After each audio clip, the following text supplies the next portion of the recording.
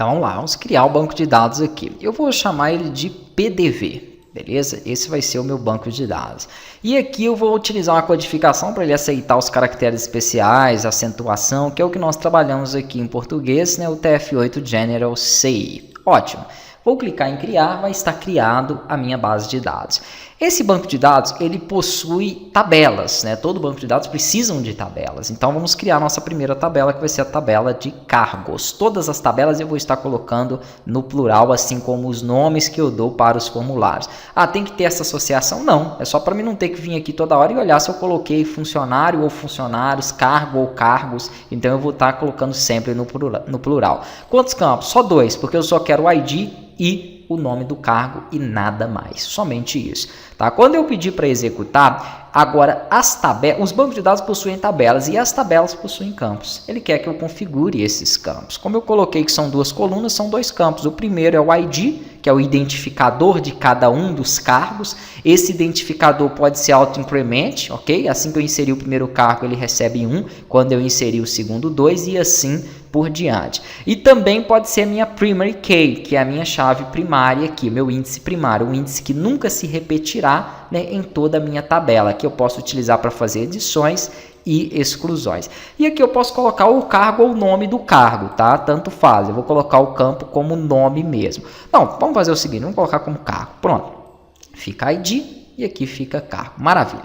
Vamos aqui utilizar para ele um tipo varchar e não inteiro. Inteiro guarda números, varchar guarda texto. E acredito que 25 caracteres seja o mais que ideal aí, né, para nós utilizarmos. Pronto, somente isso. Não vou configurar nenhuma outra propriedade não. E vou clicar aqui então para poder guardar. Perfeito. Nós temos aqui então, né, a minha tabela concluída, uma tabela que não possui nenhum registro. Nós vamos começar a jogar registro nela a partir do momento em que nós inserirmos aqui os componentes e tivermos comunicado aí com o nosso banco de dados.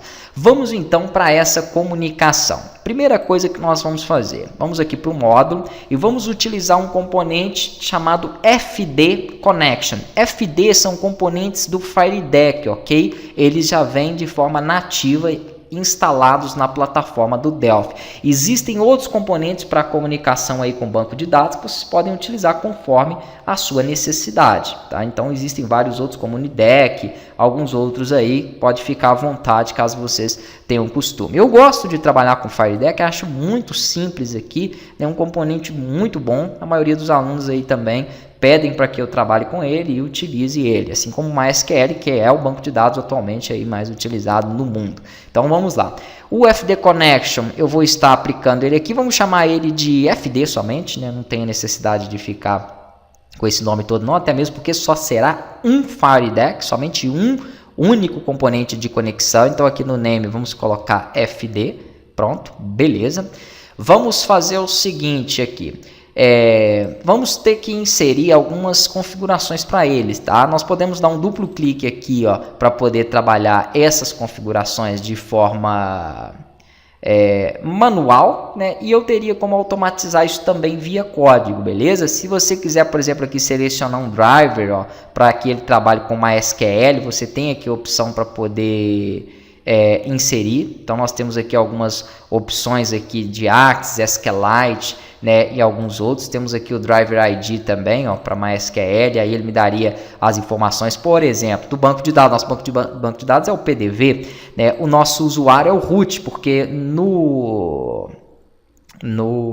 localhost aqui com o champ nós temos usuário root e não temos senha, e o servidor é o servidor local. Então com isso aqui, deixa eu ver se eu já consigo acessar lá, ó. Provavelmente sim. Vamos ver aqui o banco de dados PDV, ok. Ó, conexão estabelecida com sucesso.